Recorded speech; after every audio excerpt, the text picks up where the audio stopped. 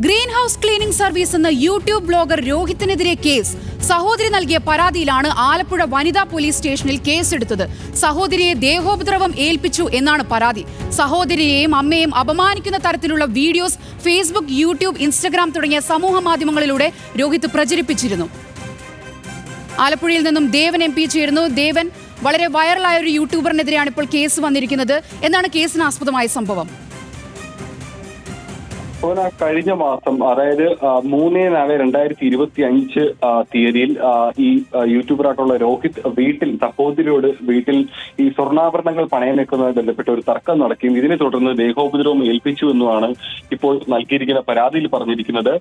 ഈ സഹോദരിയുടെ പരാതിയുടെ അടിസ്ഥാനത്തിലാണ് ഇപ്പോൾ ആലപ്പുഴ വനിതാ പോലീസ് ഇപ്പോൾ കേസെടുത്തിരിക്കുന്നത്.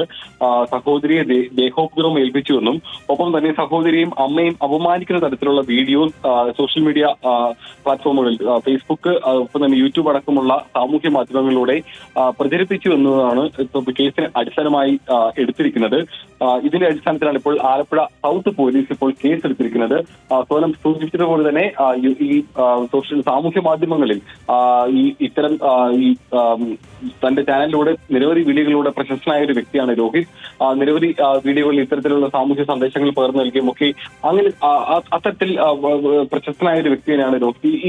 ഈ ആളിൽ നിന്നാണ് ഇത്തരത്തിൽ ഈ വീട്ടിനുള്ളിൽ നിന്ന് തന്നെ ഒരു പരാതി ഇപ്പോൾ വന്നിരിക്കുന്നത്. ഇതിന്റെ അടിസ്ഥാനത്തിലാണ് ഇപ്പോൾ ആലപ്പുഴ സൗത്ത് വനിതാ പോലീസ് സ്റ്റേഷൻ ഇപ്പോൾ ഈ കേസ് എടുത്തിരിക്കുന്നത്. സോന.